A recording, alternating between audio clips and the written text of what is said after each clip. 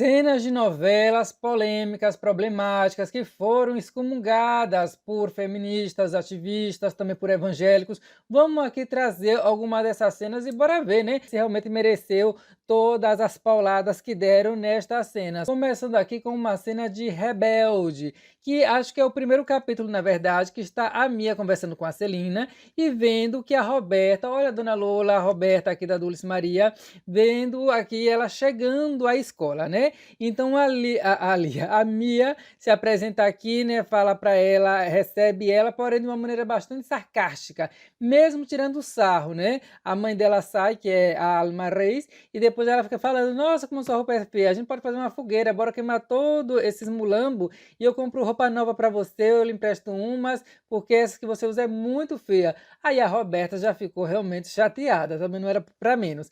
Aí, para acabar de completar, me entra a Celina também aqui no ringue, dizendo que dando realmente umas pauladas, falando: e esse seu cabelo também, ou seja, bem naquele estilo assim, passivo-agressivo. Esse seu cabelo tá muito feio, tem que ir no salão, você tá muito desleixado, ou seja, acabando com a menina. E a Roberta, que é muito da pá virada, ela faz aqui o sarcasmo dela, finge que isso não tá afetando ela, até que vem então com uma resposta bastante agressiva também. E qual é a resposta? Coloca dentro da roupa da Celina esta garrafa, né? Ai, que é isso? A Celina fica chateada também, não é pra todo mundo estar chateado aqui nessa cena. Ela fala: O que é isso? Você é maluca? Esse negócio está gelado. E aí, qual é a parte mais problemática daqui? É quando a Roberta fala assim pra ela que, me desculpe, mas você foi a única coisa que me parecia um lixo, redonda e verde. Se a Alexandra Gugel visse essa cena, a gente já não teria mais a Alexandra, ela já iria infartar,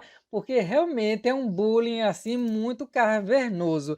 Provavelmente as pessoas vão dizer: Nossa, isso aqui me deu gatilhos, né? E realmente pode ser que traga alguns gatilhos aí da época que você estudava lá no ensino médio. Mas aqui eu vou fazer um pouco de advogado do diabo para Dulce Maria, para Roberta, porque gente, hoje em dia a gente tem essa consciência de que falar do corpo alheio não é bom, não é legal, que é bullying e tudo isso. Afinal de contas, a humanidade vai evoluindo, vai mudando os conceitos e tal. É tudo um processo social, digamos assim. Mas o que acontece é que perceba também o contexto. Eu acho que às vezes os grupos que acabam criticando muito uma cena, se revolta e quer processar, às vezes é porque também não leva muito em conta aqui o contexto. Porque, por exemplo, nessa cena, nem precisa assistir a novela inteira, só basta essa cena aqui ver os 3 minutos que tem essa cena.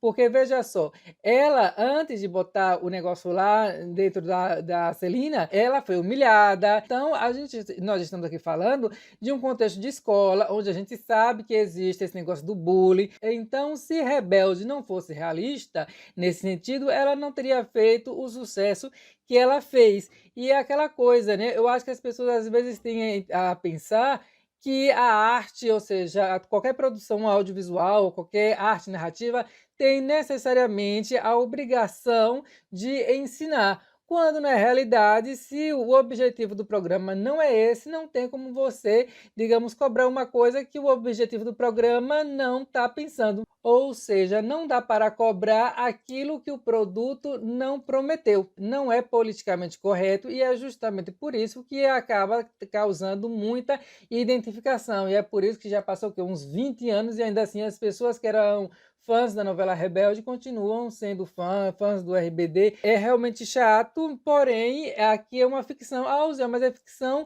mas as pessoas aprendem essas coisas, ficam achando que é legal. Sim, mas aí vem para o outro argumento, que por ser televisão aberta, as pessoas às vezes já entendem como se fosse algo para todo mundo, mas não é. Se você tem filho, é bom que você funcione como um intermediador de tudo que o seu filho vê, principalmente se está aí na faixa de juvenil, infanto-juvenil, adolescente.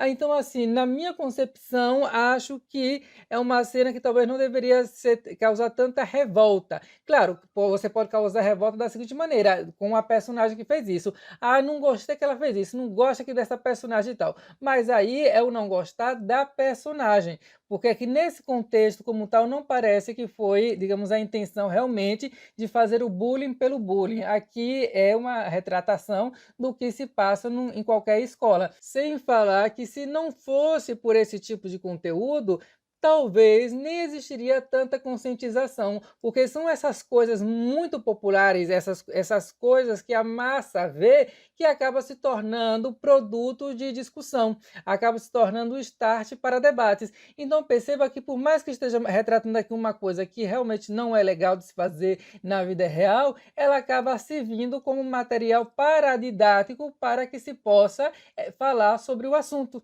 Entende? Então, e ainda por cima é uma ficção. Então, não acredito, por exemplo, que essa cena deveria ser excomungada de todo, porque é ficção. Depois nós temos aqui, gente, essa cena que aí já é uma cena mais problemática da novela As Aventuras de Poliana, ou seria Poliana Tosca, Tosca não, Poliana Moça. Essa menina aqui, gente, ela vai reclamar com a coordenadora da escola dela. Será que não tinha sido eu? Vai reclamar por Eu quê? não posso falar. Porque pegaram lá sumiu um nariz lá de brinquedo, parece, e aí acabou surgindo na mochila dela. E ela fala que, não, que aquilo não é dela, que colocaram lá. Só que o povo não acredita nela. Então ela vai reclamar com a coordenadora para falar assim: se eu fosse branca, todo mundo teria acreditado quando eu disse que não fui eu que peguei, que apareceu lá do nada, que alguém colocou.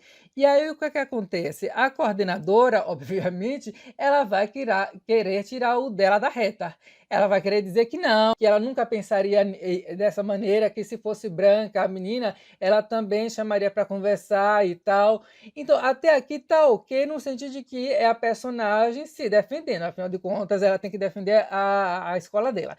Mas aí depois que vem a frase realmente que aí não dá para, porque aí sim eu vejo uma grande infelicidade. Ela fala: "Você sabe quem é o maior culpado do racismo?" E a menina inteligentemente fala: "Os racistas." E a professora: "Não, são os próprios negros, porque se veem como menores, não percebem que são iguais e que acabam tendo essa mentalidade." Gente, por favor, são novelas que a Iris Abravanel é da proposta dela realmente trazer merchandising social. Então aqui não é simplesmente uma série, por exemplo, da Netflix para maiores de 16 anos e tal, retratando uma situação e que as pessoas que estão assistindo já são um pouco mais adultas ou talvez podem assistir com um intermediador, né? Ali um pai, uma mãe que possa explicar melhor as coisas, fazer uma intermediação. Não, aqui a proposta da novela é sempre ser realmente muito family friendly, né? Ou seja, amigável com a família, ela quer passar essa coisa aqui de ensino para as crianças, e aí isso torna toda a questão mais complicada. E aí, quando ela fala que o maior culpado são os próprios negros por conta da mentalidade e não os racistas, é de fato muito ruim, porque, veja só, seria a mesma coisa ela falar: você sabe quem foi o culpado pelo que aconteceu com os judeus na Segunda Guerra Mundial? E você sabe o que aconteceu. Se não sabe, se inscreva lá no meu canal, que lá eu conto sobre como que se mataram mais de 6 milhões de judeus, né? Então, quem é o culpado de tudo isso? Não são os próprios judeus. Obviamente, o culpado de tudo isso é Hitler e os seus capangas, não é isso? A mesma coisa aqui. Então, como é que ela fala uma coisa dessa? Vejo muita gente defendendo a cena, mas eu acredito, e não vou demonizar quem defenda, porque no final da cena, ela acaba falando, a professora, essa questão de autossabotagem, de que é importante ter autoestima, de que você não pode se ver por baixo, né? Que as pessoas às vezes lhe enxergam da maneira como você se enxerga. Então, assim, em determinados casos, essa fala dela para o final é realidade, não somente para os negros, mas para todo mundo, né? Por exemplo, se você está num trabalho, seja da cor que você for, se você sempre se acha assim para baixo, sempre se você se coloca como uma pessoa menos importante ali no serviço, as pessoas vão acabar lhe tratando dessa maneira. Ou seja, se a pessoa fica olhando só o que ela falou no final aqui da cena, pode acabar concordando, mas se você presta atenção no que ela falou no início, aí realmente não faz o menor sentido, ela está completamente louca. A personagem quis se defender, mas é importante dizer que depois desse discurso aí sobre autossabotagem que a coordenadora aqui faz, logo depois o que é que acontece? A menina simplesmente compra o argumento dela. Por exemplo, essa cena eu acho que talvez não poderia ser tão excomungada se, ao invés da menina, da pequena, né, concordar com a professora, ela dissesse: não, eu acho que a senhora está errada, eu não vejo dessa maneira, não é o meu caso, ou então eu sei que pode acontecer isso com pessoas de sentir para baixo, mas no meu caso não foi nada disso. Foi mesmo, eu senti que foi uma questão de racismo. A menina poderia ter dito isso. E aí não teria problema nenhum, porque pelo menos ela teria, ou melhor, o discurso total da cena seria mostrar ambivalência, seria mostrar ali um atrito digressivo entre as personagens, mas a partir do momento que a menina concorda com a coordenadora em um segundo, e ainda mais por cima num argumento que não encaixa para todos os casos, aí sim vejo como uma cena bastante infeliz. Mas bom, mas tem aquela coisa, né? Pelo menos serviu para o quê? Serviu para que depois disso o SBT percebesse que realmente não foi um bom diálogo, e aí fizeram lá umas homenagens de pessoas importantes da cor negra, né? De um limão, às vezes se tira uma limonada. Depois nós vamos aqui, olha só, para uma cena de A Dona do Pedaço. Na Dona do Pedaço, essa menina que era o Satanás, né, esse demônio, essa criatura, era a Josi, né, ela acaba matando, jogando lá, lá da parte, como é o nome? O Minhocão, o Engenhão, lá de São Paulo, ela joga o homem de lá de cima, né, depois ela vai conhecer uma outra pessoa e tal, e aí no final mesmo, ela tá ali numa festa, provavelmente alguma coisa da igreja, um acampamento, assim. O evangélico quase nunca é retratado na Globo. E quando é retratado, ainda bota a menina com o que ela vai fazer agora. E o que é que ela faz, Zé? Ela fica olhando para a câmera foca nela, congela, e aí ela fica com os olhos do diabo, né? Mostrando que realmente é o cão, essa criatura. Então, o evangélico aqui que assistiu essa cena pode ter pensado assim: pomba, está falando que a gente é tudo crente do negócio crente, que a gente, na verdade, somos os diabos dentro da gente e tal. Então, eu entendo completamente o evangélico que se sentiu assim um pouco incomodado. Porém, aí vem a questão: é uma ficção. Né? Você também tem que ter um pouco de cuidado e você não levar tudo para o lado pessoal da coisa. Aí a pessoa pode falar: ah, Uziel, mas que não é evangélico e assistir essa cena pode ficar com uma má impressão.